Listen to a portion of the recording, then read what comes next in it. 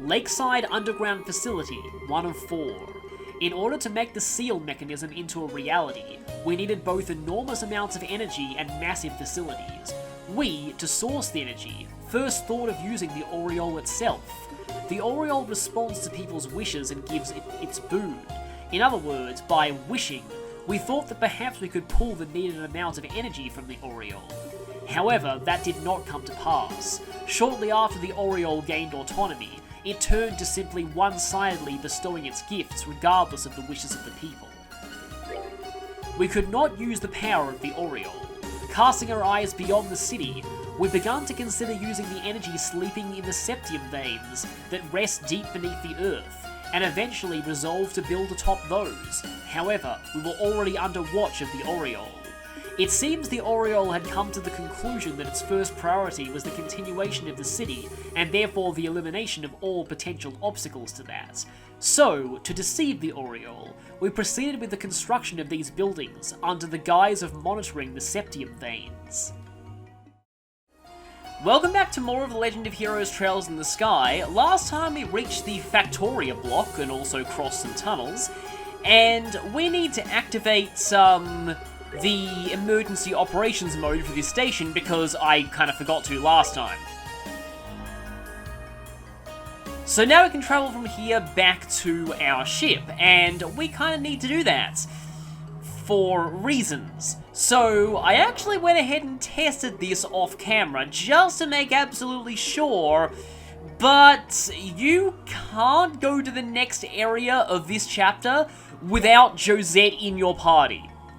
If you try and go there without her, they make you go all the way back to get her before you can progress. So I'm going to head back and get her into the party, but also I'm going to change up my party a little bit. I also bought an onyx gem and a gold gem from the online shop there, so now I've got 2 of each of those. That should be helpful.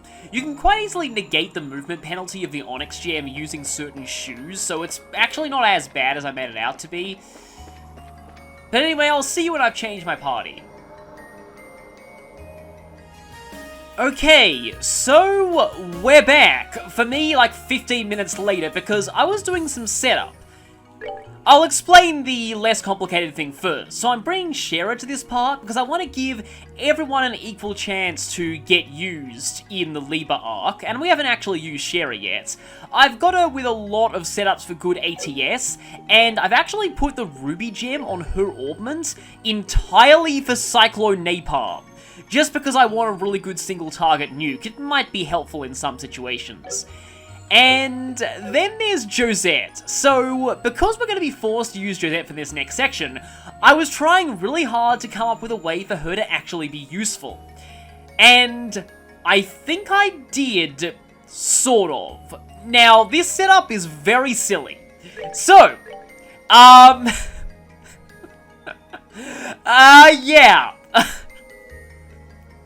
Josette is now wearing a catsuit.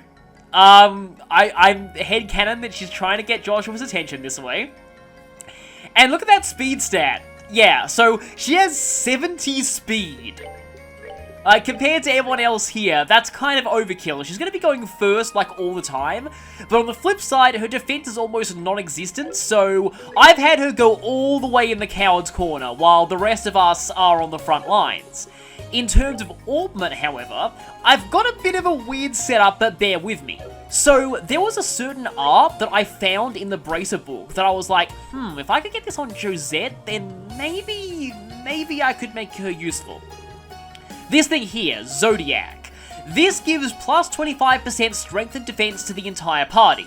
It is stupidly expensive. It costs 240 EP per cast if you don't have the gold gem. So yeah, I needed to upgrade one of her slots just so I could use the gold gem, because yeah, I need that halves. So basically Josette is going to be aiming for very, very fast, pure support casting. So Zodiac plus Earth Wall. Now, I upgraded 2 slots to level 3 because I could potentially swap this one out. Unfortunately, everything here is mandatory for the setup to work. For Zodiac, you need 8 Mirage and 4 Earth, Water, Fire, Wind, and Space. So it's a very awkward art to get on your augment. So, Action 4, without that, I only have 50 speed, not 70, because that Action 4 boost makes a really huge difference. So, I could do that, and I also have the option of, like, I actually right now have the Time Gem on Estelle, but the Time Gem is another option. I might swap them around and see which one works better. Because, like, Josette's stats are so bad that nerfing them with the Time Gem is really not going to do much. She's not going to be attacking anyway, although I might want to demo her crafts at some point. But yeah, with that all set up...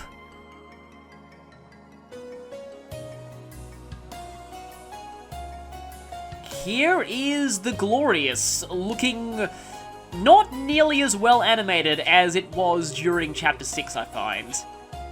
And we have enhanced Jaegers guarding the place. Only 3 of them, though.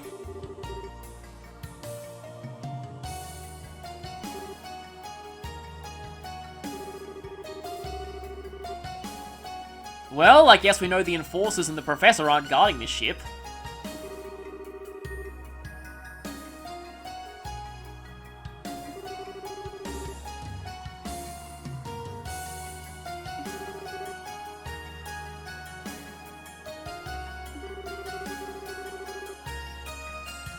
Okay, he's telling them to ignore us. That's a bit ominous, actually. Oh yeah, you say that, but we're already working towards following your plans. I just realized that the Jaeger outfits are just palette swap versions of the ones in the prologue. So when you get here, without Josette, you get a similar scene, but you're told to go back to the ship to get Josette.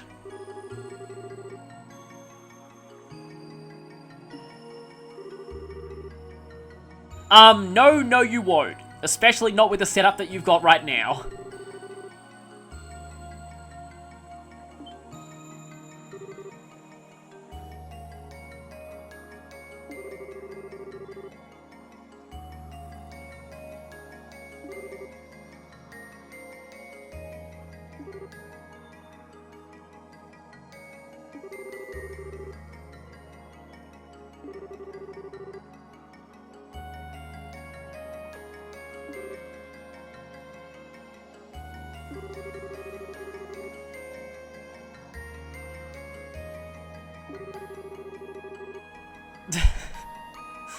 One of which is standing right next to you. You know, like, these interactions make me kind of wish that Josette joined the party a little bit earlier. Oh, she's actually younger, that's interesting. Probably not by much. Yeah, someone actually figured out that Joshua is actually a year older than Estelle, which makes him the oldest of the male protagonists in the series as of the time their first game takes place.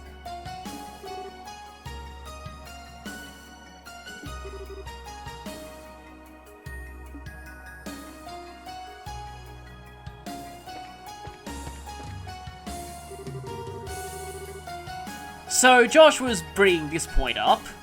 We've got a bit of a mini point of no return here. But I think we're all set.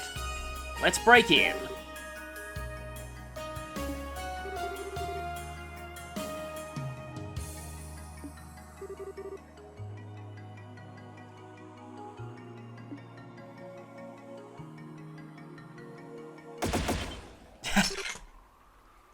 Well, that was unsubtle.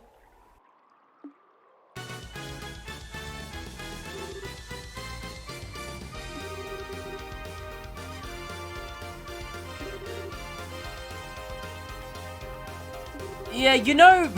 That's actually a good response. I was going to say something about the Halo rail, but nope, she had an even better one.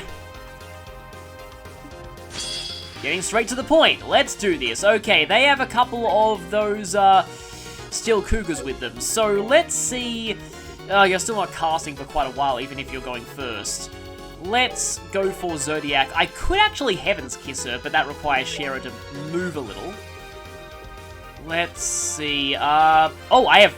Oh, Rare Ragnar Blast is not nearly as, good as I... Oh, actually, it is a bit better than Plasma Wave, but... I'm not gonna go for Ragnar Blast here. Yeah, these things again, they are kind of a pain. let's see if I can get a few things here in aerial. I'll go for a trapping position here. 200. I don't have 200 CP, but I do have an S-break here. I'm gonna take it. I'm gonna take this crit turn. That was a pretty good use of a crit turn, I will say. Don't cancel or faint, please. Thank you. Okay, this should finish off the field. The thing is that Josette's support casting is not really going to be useful if all of the enemies are down before she gets a cast in. And you're getting dangerously close to Josette there. Yeah, the battle's already almost over, and she's only just casting this.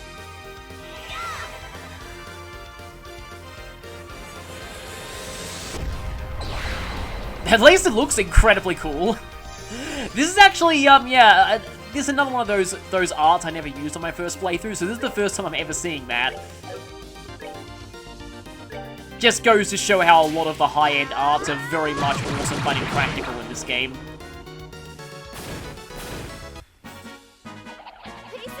So, I mean, Josette kinda did something, I guess. Yeah. I might swap over to the time gem and see if that makes things any better.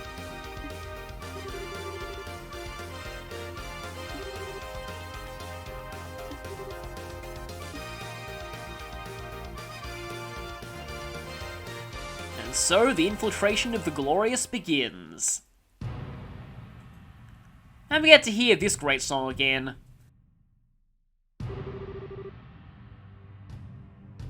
Yeah, you say that now, Josette. It's actually even more confusing when you get into the real meat of it.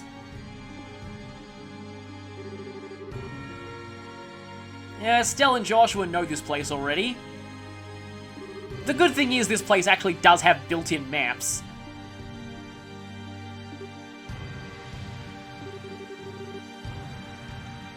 Yep, this was where we made our run for it.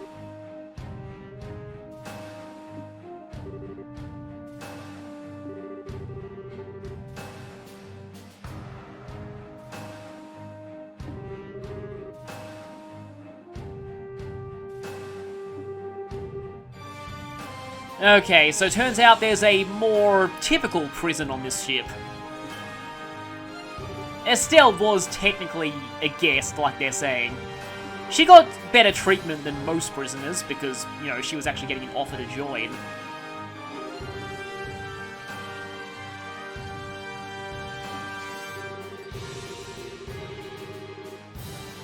Yeah, the entrance of the brig is actually behind what was blocked by a barrier before, so we couldn't have even gone there last time. Now, though, all the barriers are down. You can go anywhere you want on the Glorious, and that means that if you missed any chests on your first visit, you can go ahead and get them.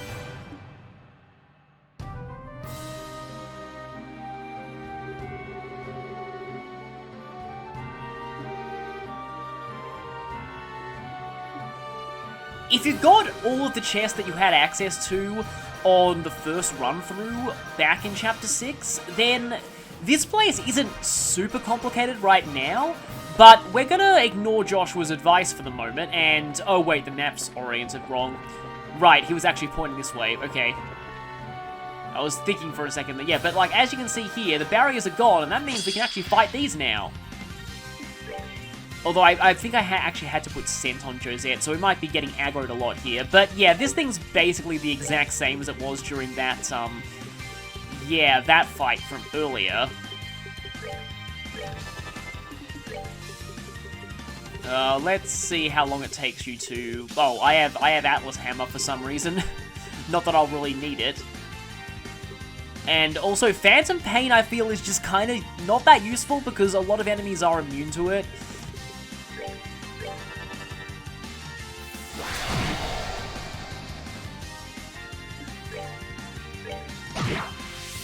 Well, at least the Vogels seem to be stronger than last time. I only know that because if they were as weak as last time, then they would have instantly died to that. That is Estelle's ultimate weapon, with over 1,000 strength. Okay, I guess we got off Zodiac a lot faster here, so that's, I guess, sort of decent. Let's see how much Jewel Strike does now that I'm strength buffed and have over 1,000. Not bad at all. Like I said, if you're sufficiently buff, physical attacks are actually pretty solid in the late game. It just takes a very long time for them to get this good. But I guess I can show Ragnar Blast. And now, really all you have left to do is, Earth Wall people.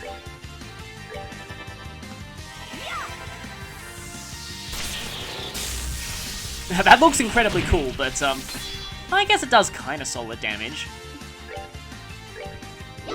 I think Josh was very, very barely in that. Yes, he is. That's good. Well, I don't often end up using Earthguard much outside of boss fights, so I should maybe help show that off a little bit.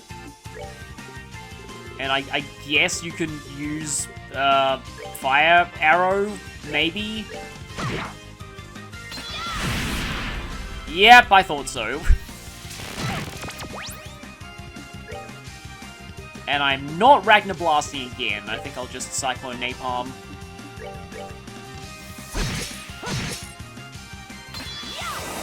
So yeah, with his ultimate weapon and strength buffs, Joshua does hit pretty hard with Dual Strike. He's still a pretty good mixed attacker. He's just kind of a glass cannon. I think he's generally regarded as one of the best party members in this game. It's kind of sad. Like, Josette is almost universally regarded as the worst, and Estelle is generally considered second or third worst, depending. But this room is a big batch of 6 chests. You've already looted this chest right down to the bare bottom. Let's form a pact. Infinite treasure in exchange for your life. For every extra item you take from a treasure chest, a creepy sheep is sheared. They kind of had it coming. Everything that mattered in here is gone. Now, I know one of these is monsters. And it's that one. Oh, wow, a couple of those things and a Leogun EZ. Those things are actually, I mean, this is technically a bit of a spoiler, but they're referred to as Zephyrantes in later games, so I don't know why they're called that in this one.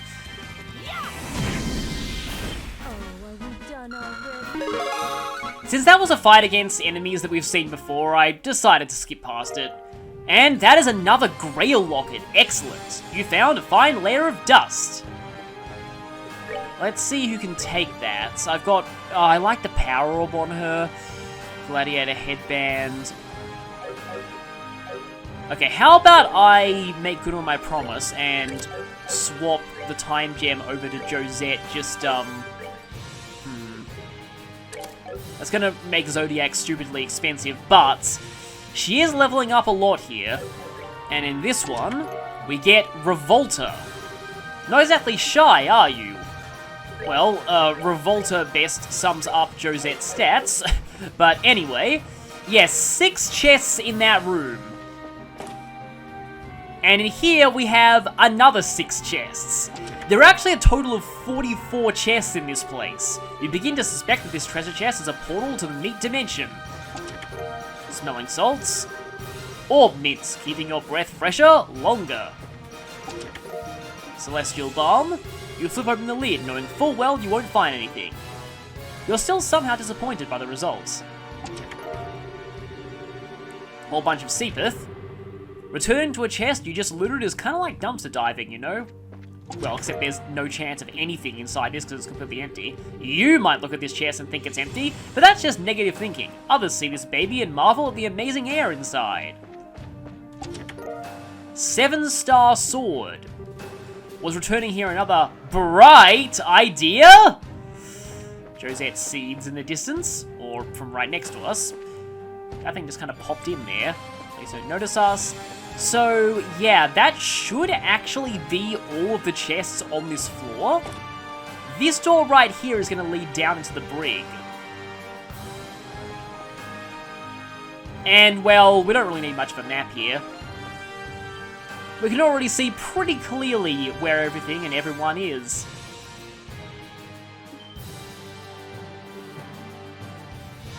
It's kind of interesting because now, like, we were rescuing hostages from the Sky Bandits hideout, and now we're rescuing the Sky Bandits from another enemy hideout.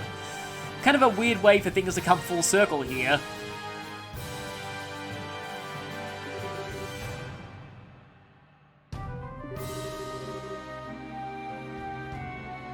It is nice to see how much Josette cares about the whole crew.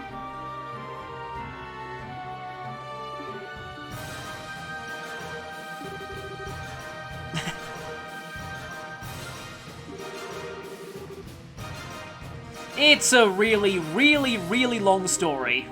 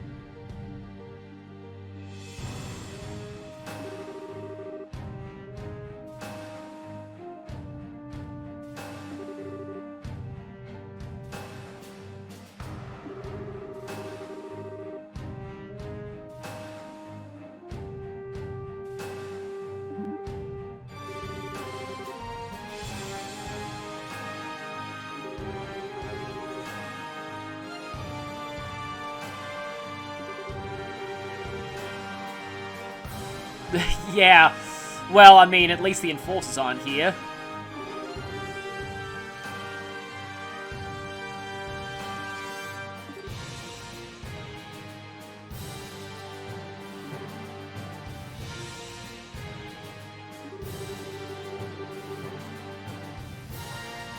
That's a good way to look at the situation.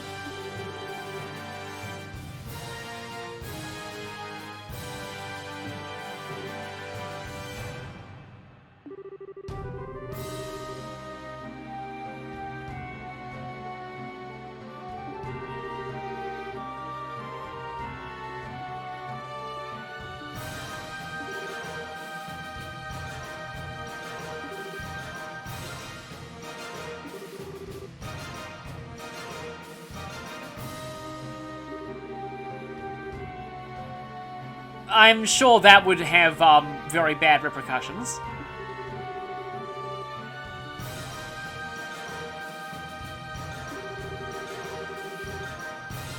Like that.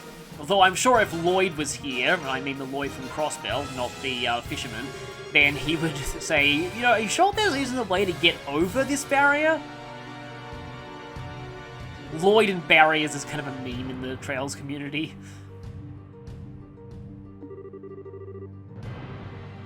Anyway, we need to find a way to deactivate the lock the conventional way, using some kind of a security key card. Of course, they wouldn't be dumb enough to leave a security card out in the open, would they?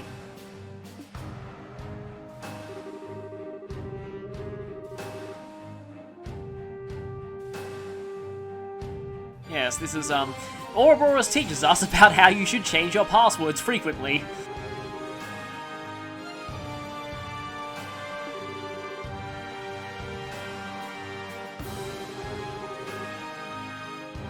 Well, that's kind of convenient.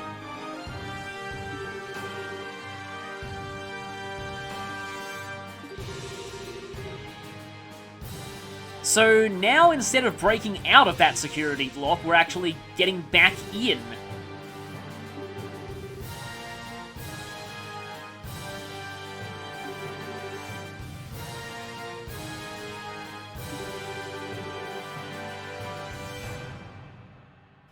I mean, we are saving you, so don't look a gift horse in the mouth, as they say, which I actually recently found out the origin of that expression.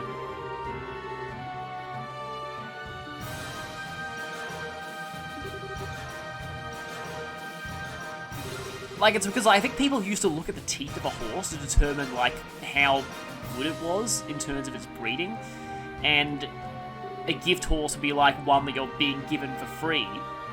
It's like you get one for free and then you decide to look at it to decide whether you're getting your money's worth, and it doesn't matter because it's free.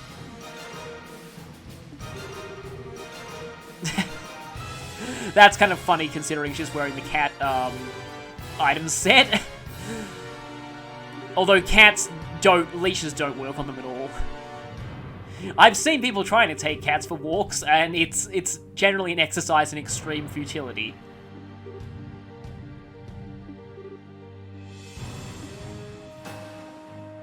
So, I want to draw your attention to a few of the other cells, because it seems like Ouroboros has some treasure chests that greatly offended them, and they've now imprisoned these treasure chests in the brig.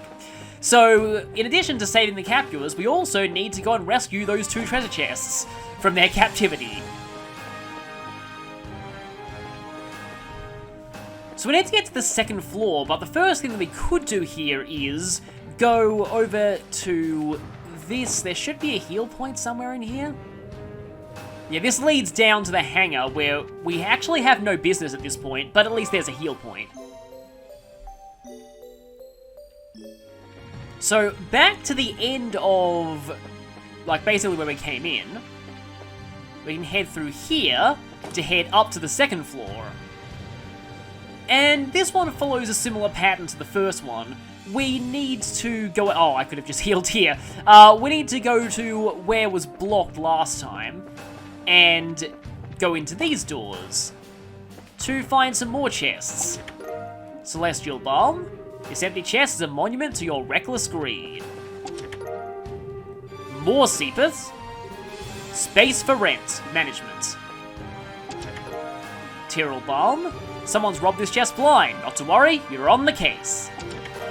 EP Charge 2.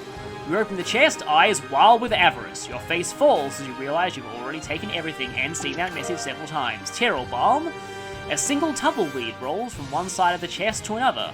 And no monsters. Instead we get Dark Messiah. You find only a bleak, empty void. How fitting for a piece of armor as edgy sounding as that. This is male only, and it actually buffs speed, and is better for most other stats except agility, so that's going on Joshua right now. It's also the name, I believe, of a program advance from one of the Mega Man Battle Network games that wasn't accessible in the English version because you needed an event chip to get it, I think. I think it was like Bass and Gospel. Anyway. You kick the chest open, but all you get for your talented footwork is a stubbed toe. Ow. EP Charge 2. You look under the chest, hoping to find the keys to a brand new airship! You don't find anything. Zerum Powder, that's pretty good. As you reach into the chest, the lid suddenly snaps down. It's eating you alive! Kidding. Oh, you should have seen the look on your face. Just unable to talk for length at all here because I get interrupted by chest quotes all the time. They all look the same to you now, every one of them, so helpless, so vulnerable, a mere target for you and your insatiable hunger. Tyrrell Balm, you see a single tear roll down its treasure chest cheek. Wait a second, chests don't have tear ducts. Aurelia Dress, this chest is as empty as your soul. So the Aurelia Dress, oh boy, okay, ATS plus 100, strength minus 30, but that doesn't matter to anyone who's primarily a caster. Yeah, this thing is why Chloe is so ridiculous late game, but it makes Shara pretty amazing too. Sadly, Olivier and Kevin don't really get anything like that, and that actually makes them a little bit weaker as offensive casters, which is kind of a shame. But, it's only fitting that it should be that powerful, because, and I just want to try this out now. Yeah, I'm gonna let Shara Cyclone Napalm this thing, just to see how much more damage she's doing. But, yeah, it makes sense, so with the name Aurelia is this broken, because, yeah, I don't know how long it'll be until I play Cold Steel 3 on the channel, but, yeah.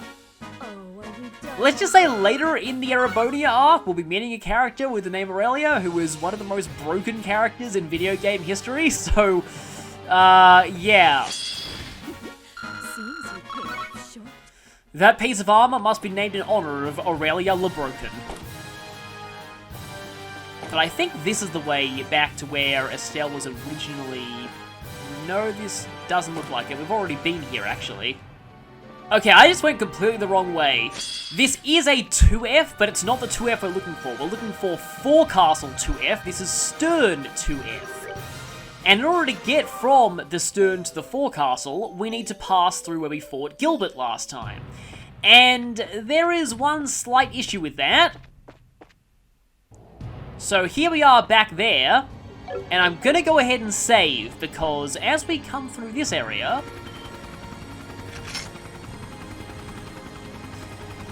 It's revenge of the Pale Apaches! Okay, this battle being an automatic preemptive strike definitely messes with my Josette Coward's Corner setup, because it means that she is already directly in range, and all three of them are going to fire their beams. But at least all of us are going, so we can hopefully move out of range. I think, yeah, Joshua has enough movement. Let's get out of the general vicinity of the crisscrossing beams.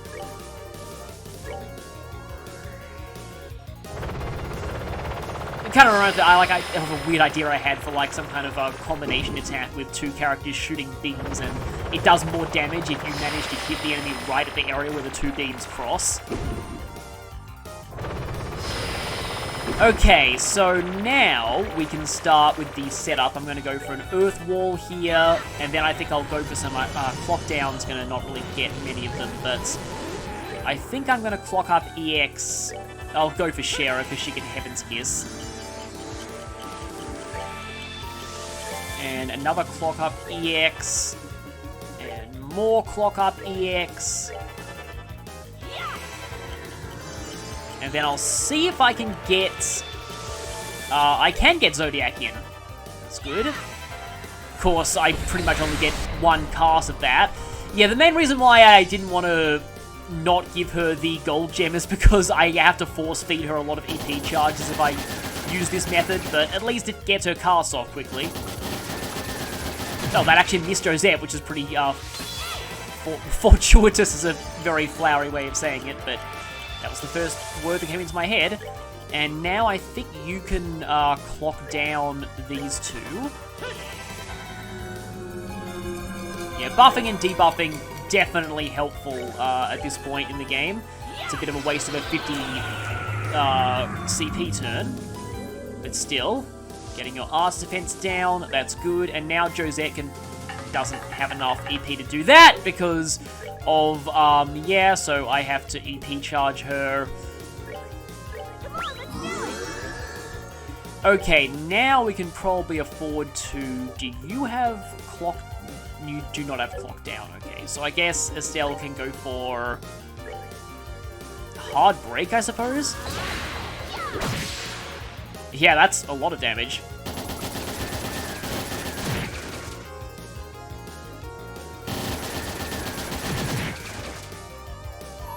Okay, just getting this 10% strength turn here. So, you might be kind of bemoaning this being a reused boss fight, but they do have a new trick up their sleeves. Which you might be seeing a little later. Well, Celestial Balm you, although I'll definitely be dipping into my Zero items soon. Okay, more speedy earth walls, which is basically the one thing you're good for at this point in the game, but I'll take it. I'll take anything I can get with Josette. Okay, can I? Yes, I can get these two in True Comet. Okay, so hopefully we should have... even though this isn't going to be the, like, absolute most damage this will do, that's still a massive amount of damage.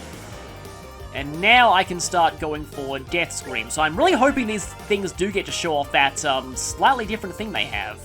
Because if they don't show it, I'm actually going to miss out on something. I can't say what it is I'll be missing out on, because otherwise, okay, Stella and Joshua are not guarded, so I'll go for another Earth Wall. Because it's kind of a spoiler as to what this thing actually is that they can do. They've all been orbited down, so I guess I can start using Death Scream. Gotta remember that they also self-destruct. No, still using Bullet Barrage. I mean, having a speedy Earth Wall user like this is pretty nice.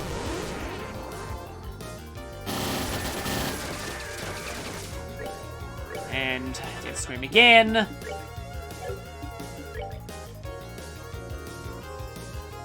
May as well focus down on the one that's low.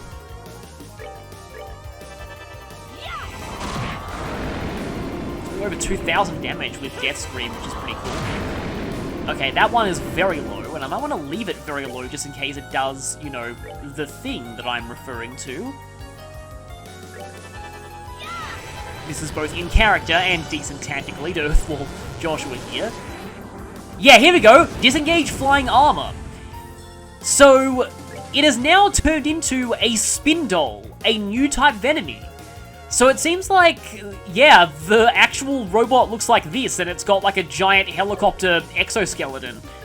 So if you don't ever get them to do that before you defeat them, then you'll miss out on the Spindle's entry in the enemy logbook. There's no achievement for the enemy log in this game, but still, it's nice to actually, you know, fill out all the entries and not have any question marks in there. Yeah, if you defeat them before they have a chance to turn into a Spindle, they'll just explode. The Spindles don't actually explode, so that's another advantage to waiting until they turn into Spindles before defeating them. In fact, I'm just going to go ahead and wait here, just in case it decides to turn into a Spindle, because, yep, there we go, it's going to turn into a Spindle. At least we can see what they can do. They're a lot more mobile, but they use pretty much the same kinds of attacks. It'd be kind of cool if I could... Nah, Josette's not going to be able to finish this, sadly. Yeah, that's way too much HP. Can I get something like... Oh, Death Scream will go off from the... Yeah, Death Scream has less of a casting time than Cyclone Napalm. That's part of why a lot of those really strong arts are awesome yet impractical. Oh, there goes Josette, and it's going again. Yeah, the Spindles were a lot faster than the fully armored Pale Apaches, which kind of makes sense. It's sort of what they were designed for. But you should now be gone. There we go.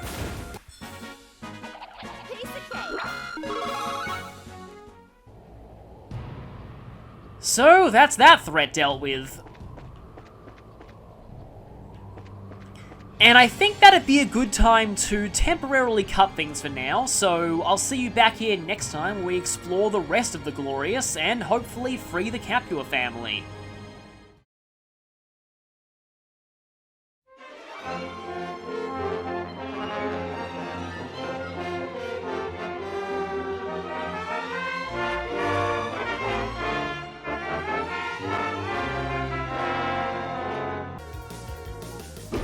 Okay, good. Josette didn't immediately die. And I can use her Speedy Earth Wall, which is, I guess, one of the few things she's good for here. Do I run out of the way of this, or... I can only get 2 people out of the way of this, actually, and everyone else will get destroyed. I'll move Shera out of the way just in case.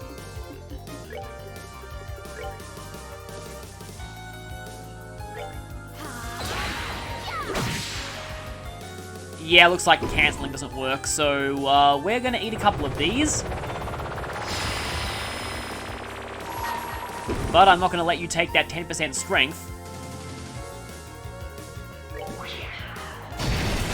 So, as I said, there is a bit of a new trick to this fight, but you might... Well, you won't be seeing it until a little later. That was incredibly painful, and Shera needs to very slowly inch to the side, otherwise she's going to take another break cannon.